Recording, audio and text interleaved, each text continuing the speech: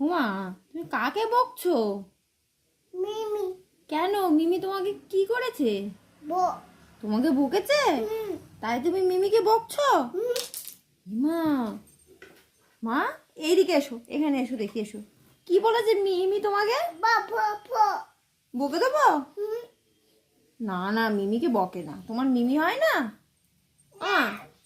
আমার শোনো, এখানে শোনো, এখানে শোনো, শোনো, এখানে এসো, এখানে এসো, আমার মা এখানে এসো। হ্যাঁ মা হ্যাঁ। বাবা আমার মিমির পায়ে কি হয়েছে?